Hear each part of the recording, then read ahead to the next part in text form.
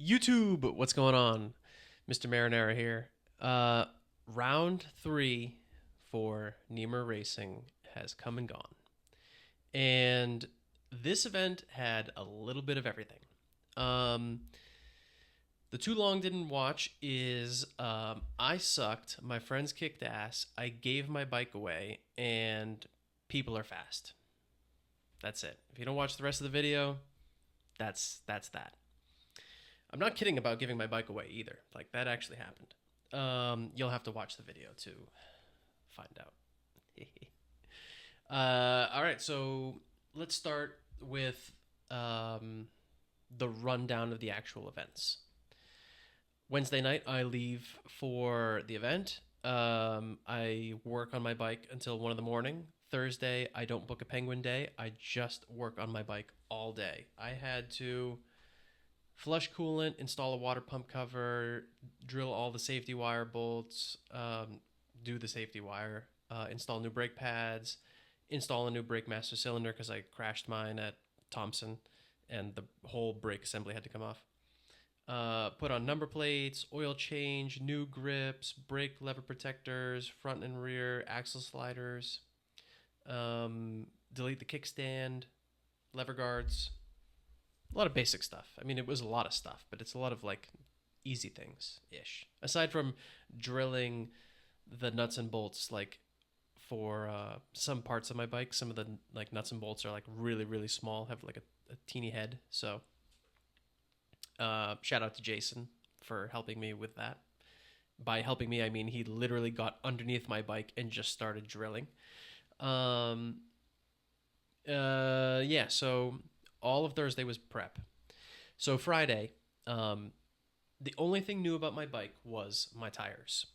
I normally run Metzler front and rear like track day slicks. They're like a half step in between like a track day DOT and like a full race slick. And I stepped up to full race slicks for this event. SC2 front, SC1 rear. And I know that the tires have more grip than the Metzlers, like for sure, more peak grip. Set my pressures, talk to Bam, who runs the MTAG with Mike, MTAG Garage. Told me what to do. I did it. I went out there for 2 practice sessions. Terrible. Like, awful. Minute 30s, minute 35s, like, just, I couldn't feel anything. Couldn't feel the rear. Don't know why. And I had, like, some semblance of control over the front. But as you can see in this photo behind me, I'm wearing the white gloves that I got. Just like Sidici white gloves. I needed new gloves because my old ones were 8 years old and they'd been down a couple times for crashes this and last year. But they're like thick.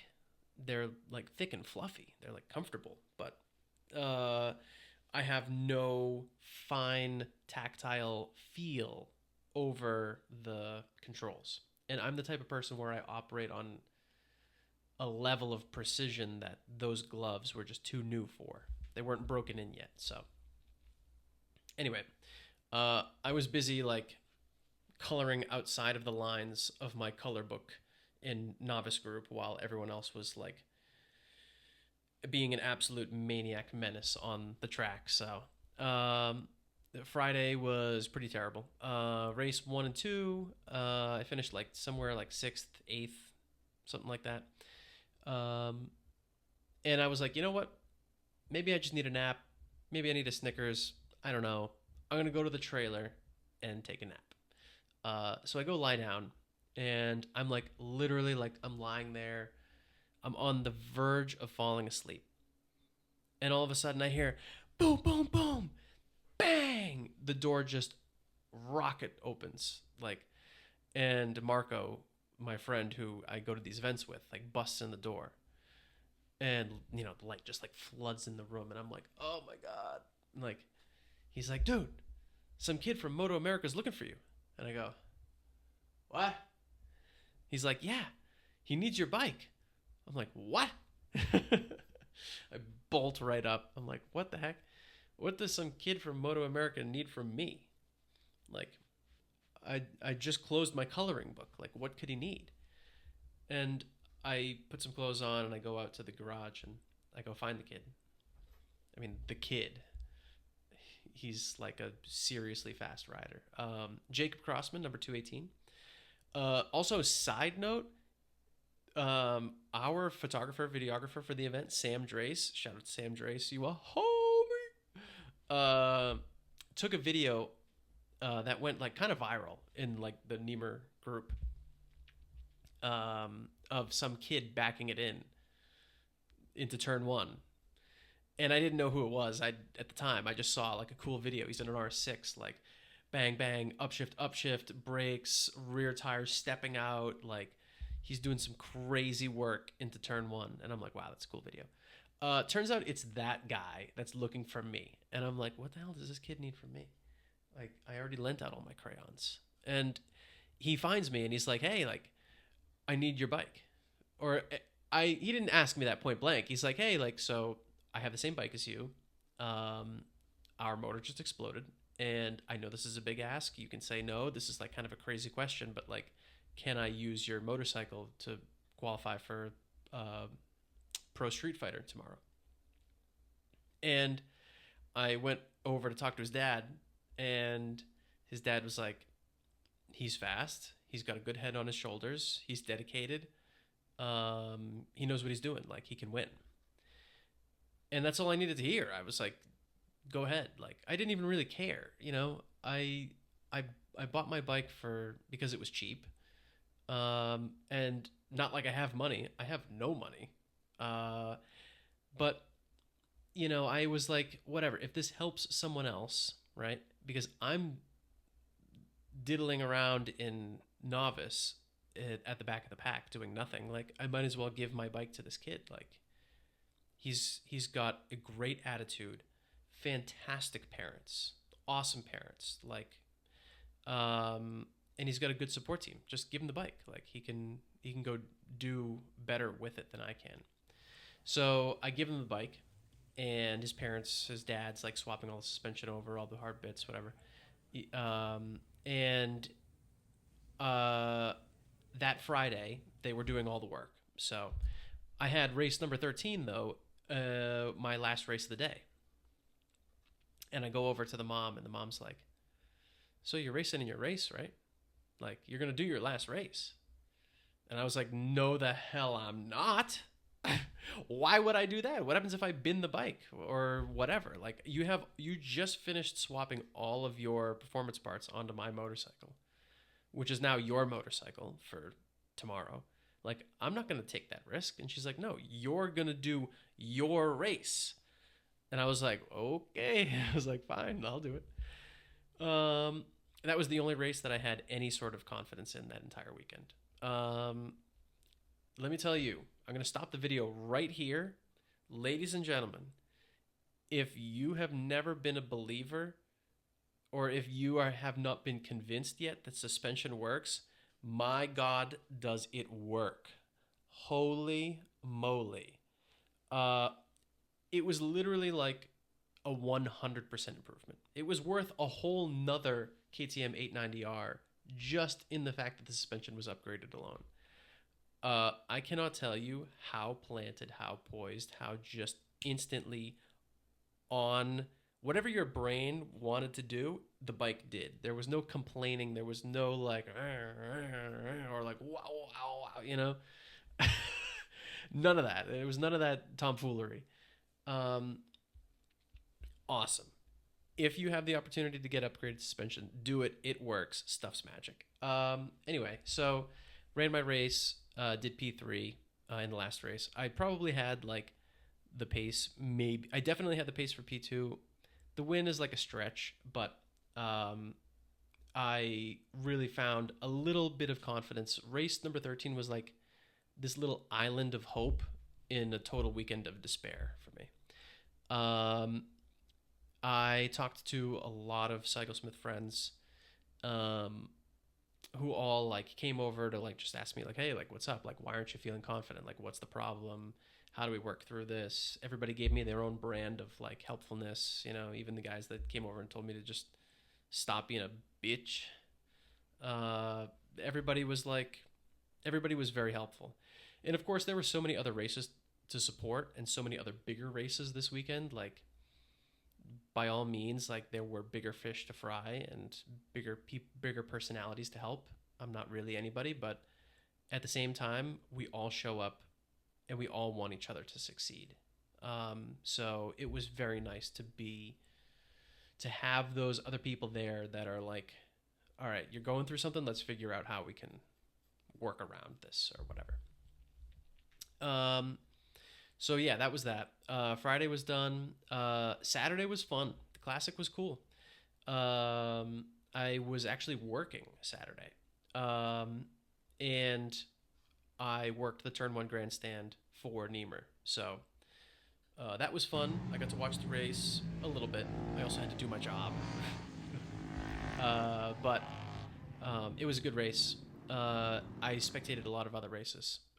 Congrats to like a couple friends here, because as bad as my weekend was, and it was disastrous, all my friends had like the complete opposite experience, where like they all overachieved versus their expectations. So Matt Correa won his first amateur race, first minute 17. He was flying. Marco Parese, my friend that I traveled to all these events with, every time I'm at the track, I'm with that guy. He blew away the field in every race by like 40 seconds. Kid's a missile. Let's see. Charles Keegley qualified for the Loudon Classic. I mean, he was 27th, but at the first start, he like stormed through the field and was actually fighting with Crossman for like 6, 7, 8, 9, somewhere in that range. Like, and he started 27th. That guy's a master of mixed conditions. Paul and Kerry in the announcement booth, which is really cool. So like, that's the thing. You come to these events, and no matter if you have like a bad time, there's always like a good takeaway somewhere, whether it's a silver lining for yourself or like better races for someone else. There's so many races to spectate and to support that like you never leave totally dejected, only a little dejected.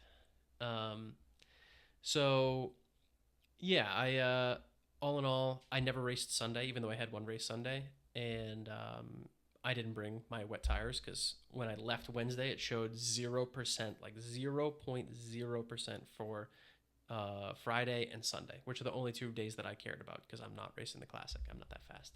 So, and it ended up raining Sunday, so I didn't race. But it was unfortunate in the sense that people had just talked enough confidence into me where I was like ready to go and get the job done on Sunday, but never got the opportunity. So that was unfortunate.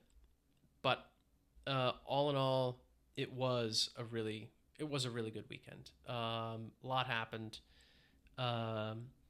And I realized sharing the paddock with Moto America riders, this was the first time I've ever seen teams like that in person, like operate on a real, like big scale. It made me realize something. It made me realize that I am a pro. I'm a pro. Correct. You heard it here first, ladies and gentlemen. I've shared the paddock with Moto America riders. I am a pro. I'm a professional backmarker. Professional traffic connoisseur. You know how, like, if ever in life someone's told you, like, or if you ever heard the saying, the more you know, the more you realize you don't know? Well, the faster you are, the more you realize you're not fast. Life just works like that. And I think my expectations coming into the weekend were just a little too high, because I left round one doing minute 26s in Super Street. I'm pretty sure on wet tires on a dry track. Like, and so I was like, I know that there's more time. Like, I can do a minute 23 easily. And that's what my expectations were. And I showed up and I did 3 seconds. It was just 3 seconds the wrong way. I was doing minute 30s. instead of minute 23s. It's like, oh my God, dude. Like, so annoying. Anyway, so great weekend nonetheless. I won't be at round 4 because I have a wedding. And I will be at Club Motorsports on the 13th, 14th, Monday, Tuesday of July. So, yeah, that's it. Round 3's in the books. Nothing you can change. You just have to, or I just have to, move forward with some conviction that I'm going to turn things around. I have to show up with better attitude. And really just, it doesn't matter what my 100% looks like. I just have to give 100%. And I'm not sure I gave 100% all day Friday. So that's that. I'm going to make a video for Club Motorsports. I hope to see a lot of you there because Club is so much fun and I am actually fast at Club. I mean, we'll see, but you know, I run like minute 44s, which I mean, it's not super fast, but it's moving. It's moving. Minute 44s. At least I think so. I don't know. So we should have some fun there. So if I don't see you then, I'll see you at round 5.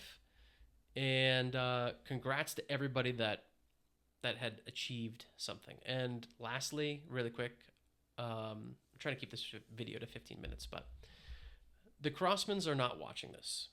But I just want to say anyway, on the offshoot that somebody finds this, I just want to thank you guys for treating me with such patience and respect, even though I am totally a complete nobody. You guys are the best, and just the way that you guys dealt with me, setting my bike up for me for like my sessions and like really helping me with like the suspension. We worked out a deal for the suspension on that bike, so that's what I have on my bike currently. Is I took the suspension off of their 890 because they're not going to run that bike anymore. You guys are just the absolute goats. Like, very respectful, a pleasure to talk to, just great people. You guys are the heroes, the MVPs of my weekend. So thank you again.